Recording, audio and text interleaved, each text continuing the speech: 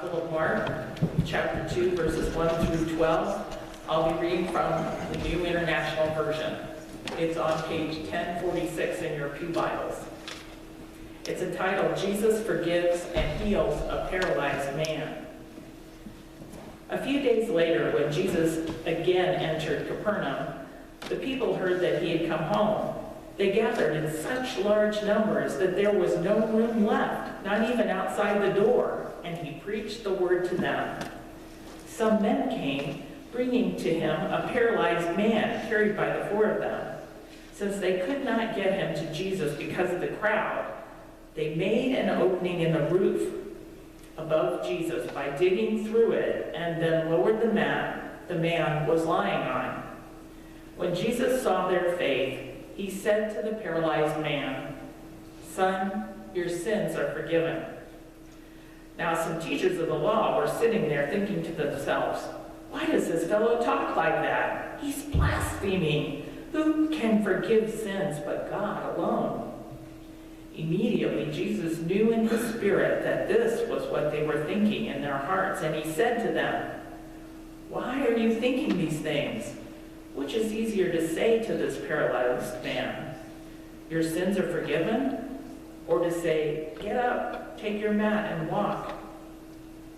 But I want you to know that the Son of Man has authority on earth to forgive sins." So he said to the man, "I tell you, get up, take your mat, and go home." He got up, took his mat, walked out in full view of them all. This amazed everyone, and they praised God, saying, "We have never seen anything like this."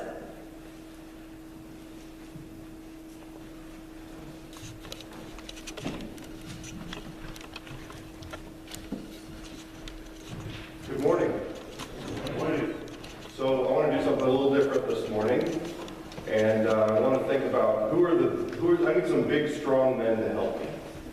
And I don't know who the strongest people among us are, but I would bet my money on Jeremy Hockey. And I don't know, maybe Mike Fogle, Donovan probably. He looks pretty tough, I'd say. Anybody else out there? Bill Blake. Look at him. He's a big guy. Okay. So how about this? I just want to see what it would be like if you four strong men could come down here for a second. Okay, I'm going to pretend to be paralyzed.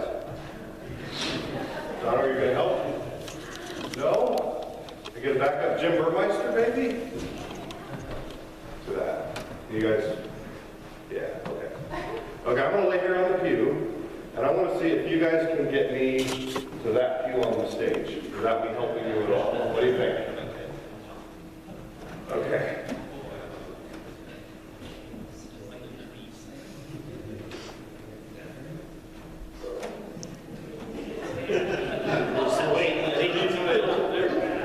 He'll never make it. Maybe we should switch up to Jeffrey. Jeffrey, I'm a little overweight for that.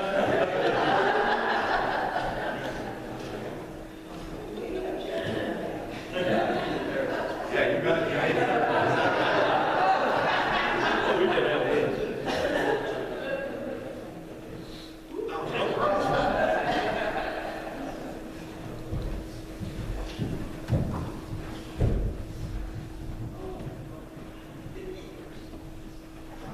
Let's give those guys a hand.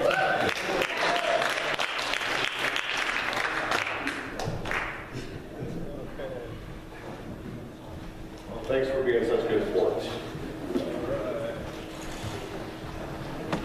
So, when I was a construction worker, I spent quite a bit of time on different roofs. I mean, 40 hours a week, 50 hours a week on a roof, all the time for 12 years, pretty much. And I know that it's pretty hard to get somebody on a roof. We never really did that. Believe it or not, there were a couple guys who were scared of heights that decided that they were going to try working for our company. And one of the guys, he came to work one day, and we didn't know he was scared of heights. And He started going up the ladder, and he got about halfway up the ladder, and he just froze. And then he started shaking because he was afraid. And he started shaking so hard he'd shake the ladder, and then he got more afraid, and he'd shake harder, and he was like, what's going on with this guy? And his coworkers had to grab a hold of the ladder so he wouldn't shake it over, and coach him back down, and send him back to the shop where he could do something productive. Being a person who's scared of heights and walking around on a slick sheet metal roof, those things don't go together very well. But that's getting someone down from a roof. And you can see how those guys, there was no way they were going to get me up on the stage without maybe hurting themselves. So, I mean, think about that for a second. The story this morning, this guy who's paralyzed, who knows, maybe he was bigger like me, didn't get much of a chance to burn off too many calories. And his 4 friends brought him and put him up in front of Jesus. And they did that in a way that I think, defies what most of us would think. We had a short journey here of maybe 30 feet. Imagine if you had to carry Jeffrey all the way here from his house, and then up the stairs, and then onto the roof or something. That's a different thing. I love how Mark's gospel does so much with so few words. We don't get to know the name of the paralyzed man. We don't get to know if he was a paraplegic or a quadriplegic. We don't get to know the name of that teacher of the law at Capernaum, or how many people were in the crowd there. We don't get to know the name of the man or his friends, who kind of was the star of the story, the example that Jesus lifted up. But one thing we do get to know is that these were people of action. These were people who were committed to doing something about the plight of their friend. They're willing to sweat a little bit, even destroy somebody's roof a little bit, if it meant that their friend might have relief and experience a normal life again, or for the first time ever. It takes a lot of courage to follow Jesus, and one thing that we often miss is that it takes a lot of courage even to start out and put yourself before Jesus, to ask for the help that you need. A lot of people are out there and they need to be put before Jesus, but they don't really know where to begin. They're kind of like that paralyzed person.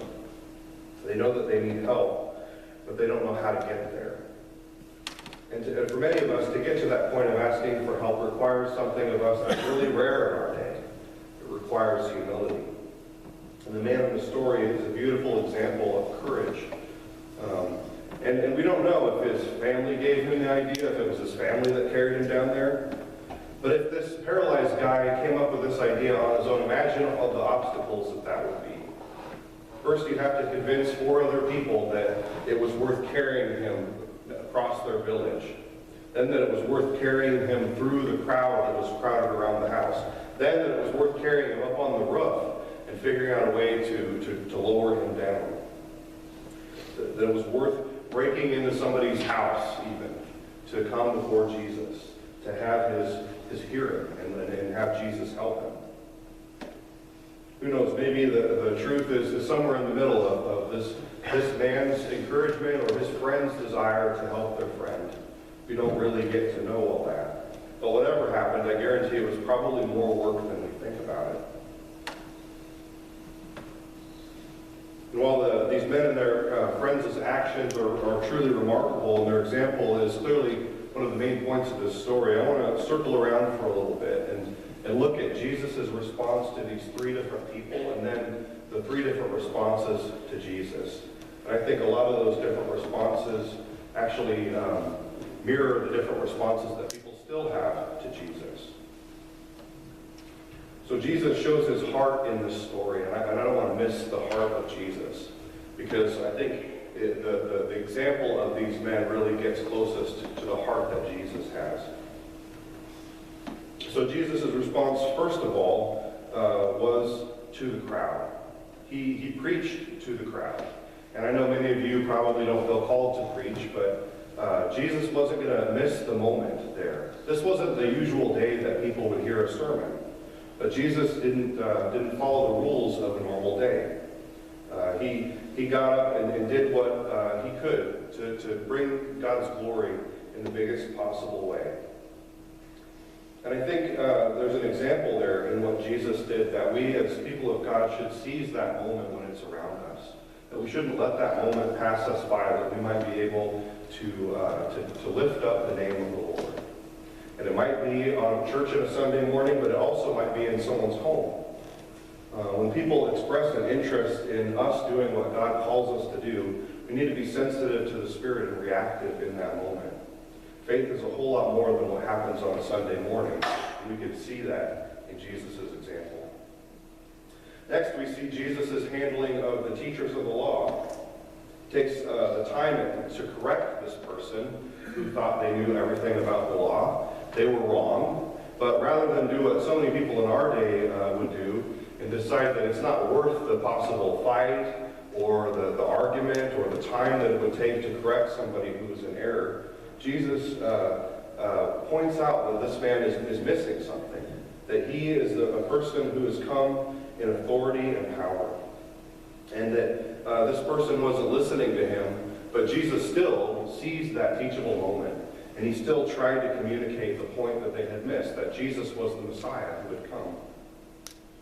In our day and age, it's so easy, I think, to just never talk about certain topics, to just never confront certain people.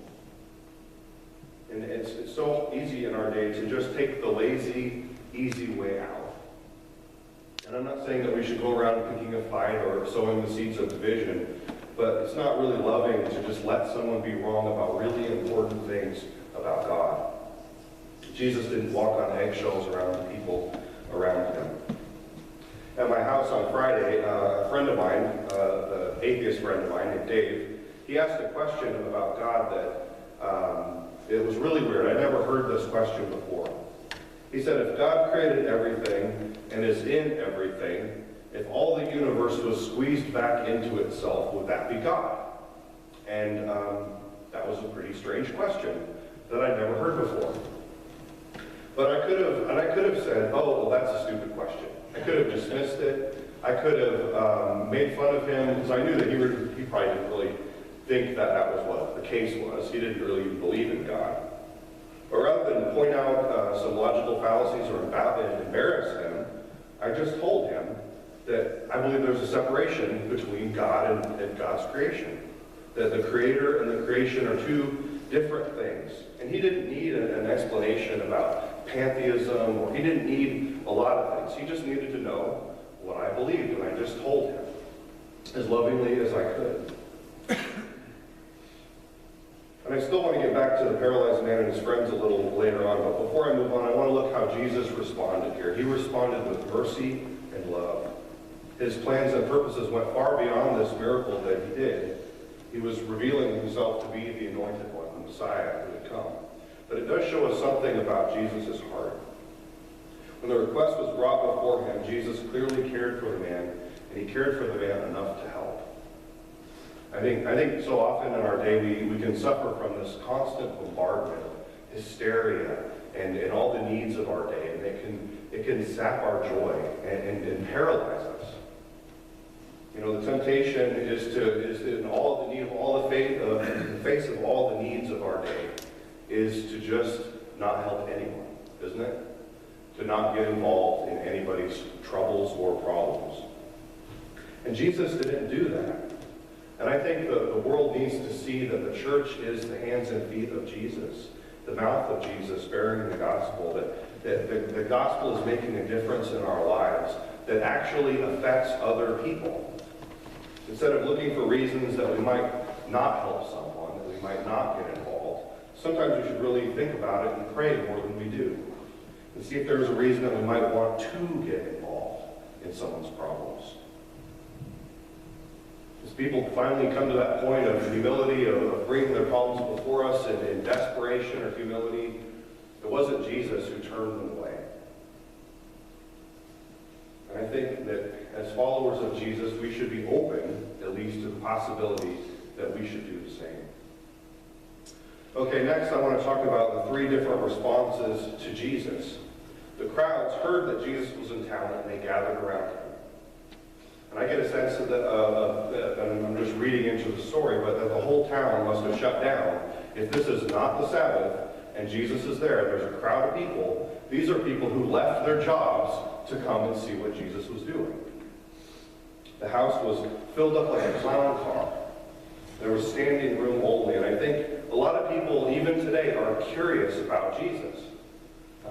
They're more interested in Jesus than we would often think that they are. And I think people are waiting for God's activity to be moving among them, especially in a small backwater place like Capernaum or even Oskaloosa.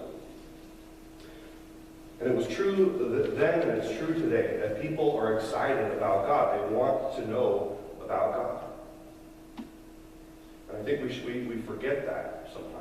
It's so easy for us to just miss that whole thing and think, oh, people don't care about God. I'm not going to bother. Why should I even try? Next, we see the response of the teachers of the law. These were the educated people of the day. They were the ones who were trying to help God's people walk in faithfulness. The Pharisees were these people who looked at the lessons of the exile and they said, never again. We're going to stop the people of God from experiencing anything like this. And how are we going to do that? We're going to call God's people to obedience, and we're going to tell them exactly what obedience is. The problem was they had prescribed a way of following God that you could almost do without God. Every gray area was made black and white to the point that when the Messiah came and was standing right in front of them, they missed it. They saw Jesus more as a threat than someone who was sent by God to show them what obedience was supposed to look like. The Pharisees were so invested in the way that God had once spoken that they weren't listening anymore to the way that God was speaking now. And I think as people of God, we can get in the same sort of habits. We can fall into the same sort of trap. To be so stuck in the way that God used to speak to us that now our ears are closed and our hands are clamped and we're not really open to what God might do.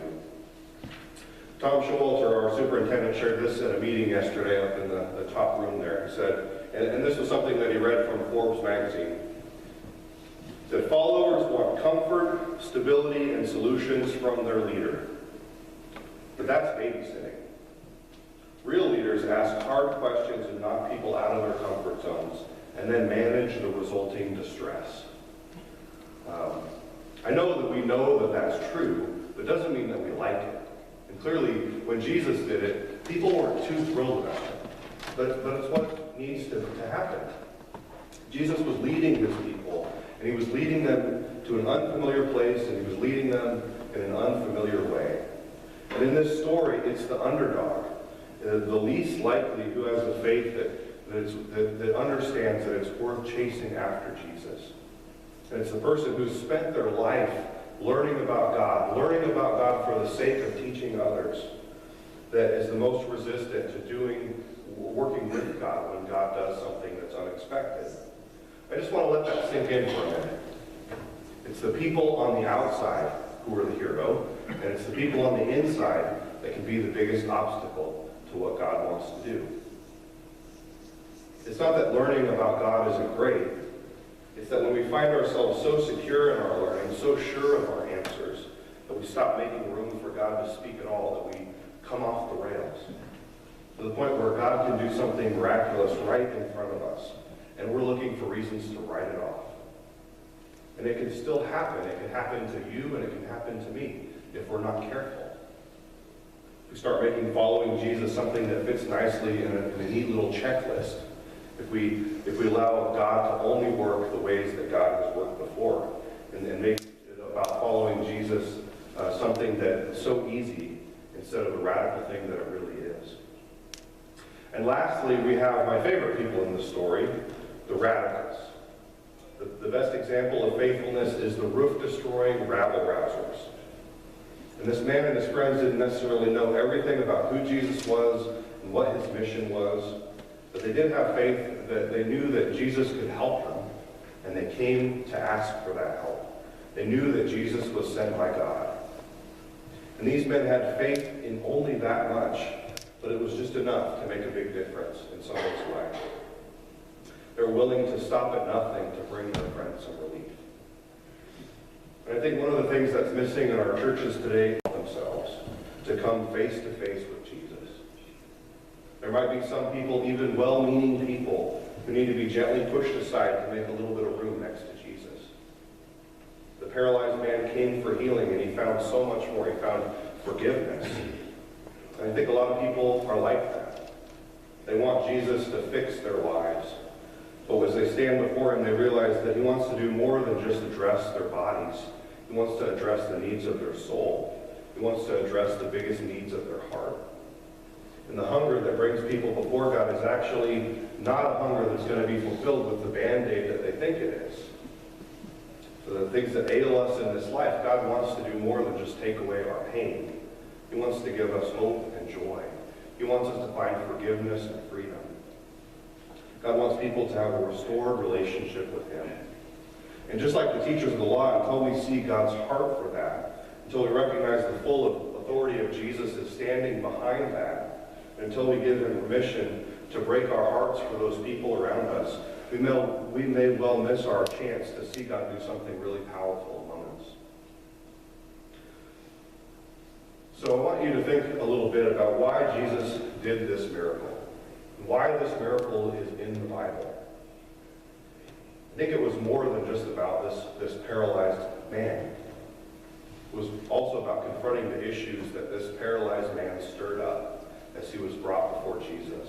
This person who was so unworthy, potentially, who could literally do nothing to help himself. And ultimately, the miracle was done, I think, to reveal that Jesus was the Messiah in one of the clearest ways that was possible. That he was the one who came under the authority of God. Ultimately, it would have been blasphemy for Jesus to do what he did and say what he said if he wasn't who he said he was. But he was the Messiah. And some were ready to hear that God was up to something new, and some people were not.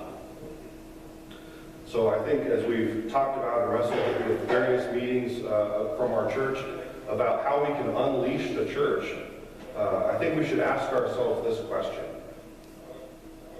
If God was up to something new, will we let him do it through us? It may look different than we have in mind, but if it looks different than we want it to, will we stand in the way? Do we really want people's lives to be transformed? I think this story illustrates something that's at work in all of us, that we can stand in the way of that if we're not careful. Because if we don't want to see the sorts of things that God's heart wants to see, even when God wants to do something and is trying to do it right in front of us, we're going to miss it. The tendency sometimes is to spend all our energy looking for reasons it'll never work, reasons to protest when God brings someone who's unworthy into his presence, rather than looking for reasons to join him in celebration. And I think God has little use for those whose holy vision, whose vision of holiness amounts to little more than just being a hall monitor, who wants to get people to follow the rules, or walk and don't run, or quelch any passion or emotion that anyone would have. God isn't looking for people who want to write out citations and for people who aren't following the proper procedures to come to Jesus. What Jesus is really after is people who will take him seriously, and even people who might, in their zeal, get in trouble a little bit from time to time for the sake of love. And they do this because their hearts aren't in the wrong place, but in the right place. And so many people come first seeking the healing of Jesus. And when they end up finding more than they thought they could ever even ask for. And that's my story, you know. All I wanted was to make it through the night one night. And I ended up following Jesus some 17 years later. Still amazed at what he's doing in my life. They find healing for their weary souls in the form of a restored relationship with God and a new understanding about what grace is. And as the church, God calls us to help people stand before Jesus. That's the whole reason we exist. To celebrate with him when people recognize their need for him. And we need to do everything that we can to help someone find the freedom that God offers them. And only those who recognize their need through faith get to be the ones who leap like a deer and rise up from their ailments and do new things with God. It's only those with perhaps a little bit of help from their friends that get to go ask Jesus for help that find that help. These are the ones who get to take up their mat and walk home dancing and rejoicing with God. And you can know your Bible inside and out. You can still miss that blessing. But don't. Because God has a whole lot more for us than that. So I just want to leave you with this. Where are you at in this story? Are you in the crowd? Are you on the roof? Are you laying on the mat needing healing from God? God's heart is clear. We're to be the people that meet people where they're at. And sometimes we just need to check in and see where our hearts are. You know, perhaps God is calling you to bring someone the gospel, to offer correction to somebody who is wrong about something really important, to lay down our preconceived notions about the ways that God might be at work, or even to break some new barriers, to take some risks, even make a mess in someone's living room, if that's what it takes for somebody to be touched by God. An open heart and an able body in the right place and at the right time and in tune with the will of God can accomplish amazing things. And a closed heart and a closed mind can sometimes mean that even when God does something big in front of us, we can miss it. That you can find a mouth that's full of complaints rather than blessings for God. Complaints about this person who's not worthy, complaints about the little bit of straw that's piling up on the floor. And when someone who's brave enough to do something tries to do something different, to bring somebody before Jesus. God asks us to take some risks now and then, that God might bring transformation into someone's life. So I just want to ask you, where are you in the story? And where do you need to be to let your heart and God's heart reconnect? So as we go into our time of open worship, I just want you to wrestle with that and think about your role and how the Spirit might lead you